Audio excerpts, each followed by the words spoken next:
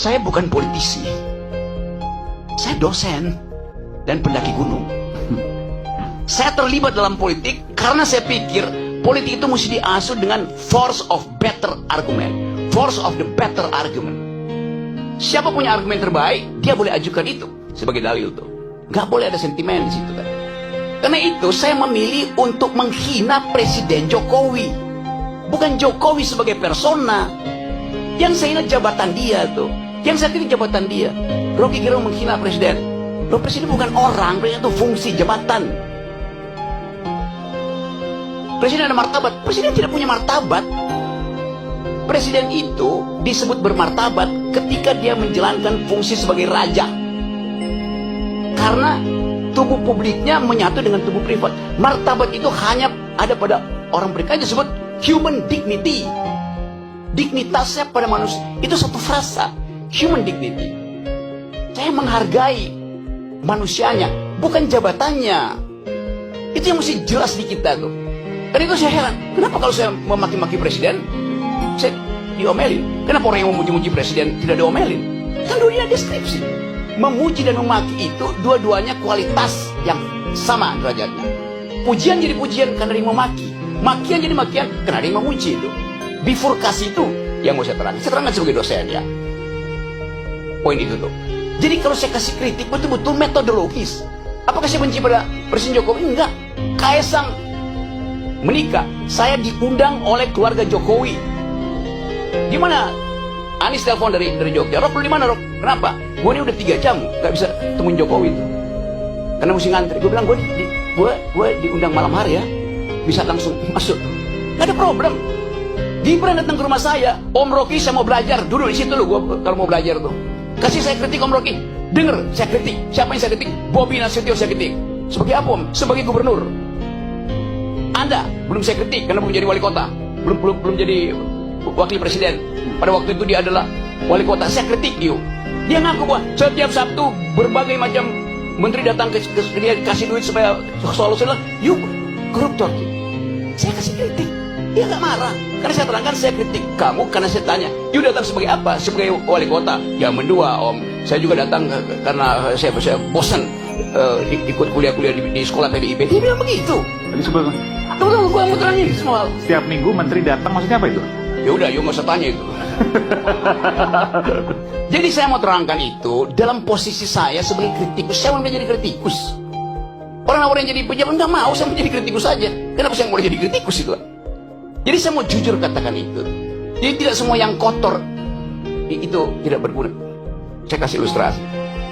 Suatu waktu saya naik ke Himalaya, Gunung Himalaya. Di ketinggian kira-kira 5.000 meter, 5.500. Saya kehabisan, kehilangan orientasi. Suhu udah turun minus 20. Pos terakhir itu saya tinggalkan 3 jam. Gak dapat lagi di house untuk nginep. Bayangin, minus 20. Angin 90. Kalau buka handskun itu, apa namanya, kaos tangan itu truk kayak jarum masuknya. Duka itu. Oleh butir es itu. Lalu kita cari akal bagaimana caranya. Tidak ada tempat menginap di situ. Dapat kandang yak. Yak itu adalah binatang endemi Himalaya. Itu kayak banteng kecil itu. Kalau banteng gede adanya di tempat Bu Mega. Ini banteng kecil, rambutnya panjang. Kita kumpulin kotorannya, tai yak itu. Saya tidur di situ tuh. Kotoran itu berguna untuk menyelamatkan saya tuh. Tidak semua yang najis itu tidak berguna. Apalagi dalam politik itu kan, yang sepenuhnya adalah najis itu kan. Jadi saya mau terangkan itu dalam upaya untuk membekali negeri ini dengan pengetahuan. Rocky Gerung nggak berguna buat bangsa. 2 minggu lalu saya pulang dari Paris bawa medali emas buat Indonesia.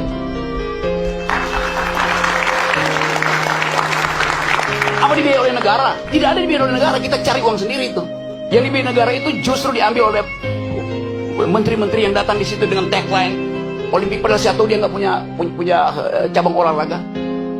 Lalu saya puji Jokowi dari situ. Terima kasih Pak Jokowi karena memungkinkan saya membawa pulang medali emas tuh. Saya dibully di sini. Ngapain lo puji-puji Jokowi, Rok? Pulang sorry ya. Dia presiden saya ketika saya ada di luar negeri yang menang Indonesia. Saya ikut upacara bendera, kenapa saya nggak mau bilang terima kasih pada Jokowi? Kan itu yang kita sebut value, kejujuran dalam berpolitik. Saya nggak punya nggak punya masalah lain dengan pemerintah. Saya punya masalah dengan kebijakan yang mereka buat. Yang sebut kebijakannya itu dungu. Buktikannya sebaliknya kan. Bahkan saya bilang pada waktu itu, Jokowi sebagai presiden adalah bajingan tolol. Satu, PDIP marahin saya, dilaporin ke polisi. Saya kasih kuliah di Jogja, saya dilemparin botol di kepala saya tuh. Saya bilang, kenapa kalian marah? Saya cuma terangkan itu supaya kalian tahu bahwa yang saya kritik kebijakannya presiden, bukan Jokowinya ansih. As a person, nggak ada urusan saya dengan. Saya berbaik-baik dengan Pak Jokowi sebagai manusia, dengan Pak Prabowo, dengan Pak SBY segala macam tuh. Zaman SBY saya paling keras kritik beliau tuh. Sekarang tiap minggu saya diskusi tentang politik global dengan SBY, nggak ada soal. Jadi saya mau pisahkan antara mental seorang yang mampu untuk memisahkan pengetahuan dia tentang kebijakan dan penghormatan dia kepada persona. Itu dasarnya. Jadi sekali lagi, saya tetap akan kasih kritik. Apapun itu hak saya.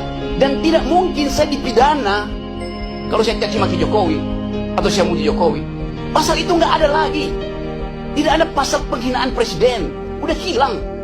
Siapa yang hilangin? Saya berjuang dari zaman 98 di LBH untuk hilangkan pasal itu. Jadi kalau tanya kenapa Anda caci maki? Pasal itu nggak ada. Kenapa dia? Saya yang kita di LBH Buyung Nasution. Saya penasihat ahli Buyung Nasution dalam soal-soal untuk membereskan demokrasi kita.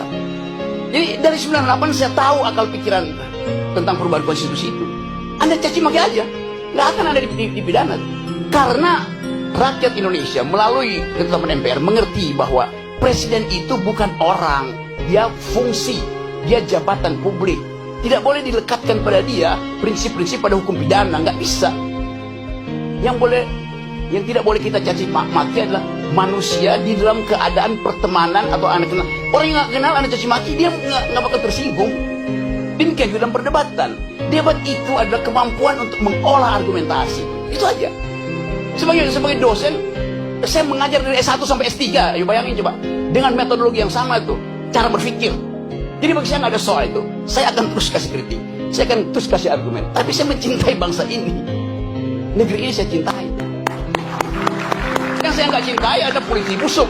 Yang saya cintai adalah pejabat busuk, presiden busuk, menteri busuk. Apa yang cintain mereka tuh? Mereka umurnya 5 tahun. Bangsa ini umurnya sepanjang hidup. Itu poinnya. Jadi politik bukan the art of the possible. Kemungkinan bukan. Politik adalah the art of attacking the impossible. Yang impossible itu kita lenyapkan. Dan balik pada tema hari ini, kita bicarakan sesuatu yang sebetulnya barang bekas semua nih. Yang kita tahu ini terjadi karena perebutan threshold. Mulailah dengan ucapan thresholdnya dibikin 0. Itu harusnya tuh. Supaya ada kesetaraan orang berargumen tuh. Supaya dia argumennya bagus, bukan karena masa pendukungnya bagus.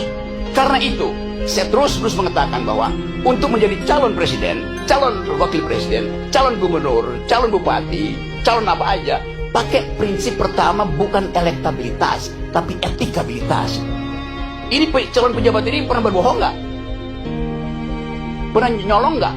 Kalau dia lolos etikabilitas, saya uji yang kedua, intelektualitas. Karena dia mesti berdebat dengan pemimpin dunia. Itu pentingnya latihan perdebatan. Dasar perdebatan adalah konstruksi berpikir. Dasar perdebatan adalah kemampuan untuk mengolah pikiran, bukan sekedar untuk retorika, tapi dengan logika. Jadi kalau seseorang pemimpin, pilkada misalnya, dia lolos etikabilitas, oke, bagus, moralnya bagus. Tunggu dulu, belum selesai. Apakah dia mampu untuk mengunyah konsep, ilmu pengetahuan, sejarah, etc. Jadi loloskan dia secara etikabilitas, loloskan dia secara intelektualitas, baru dia kita izinkan diuji elektabilitasnya. Begitu logikanya tuh. Bukan elektabilitasnya diuji duluan. Elektabilitasnya bisa disogok ke lembaga-lembaga survei kok. Nah, saya ingin didik bangsa ini sebagai seorang yang memilih profesi dosen, guru, supaya jujur dalam berargumentasi. Assalamualaikum warahmatullahi wabarakatuh. Waalaikumsalam warahmatullahi wabarakatuh.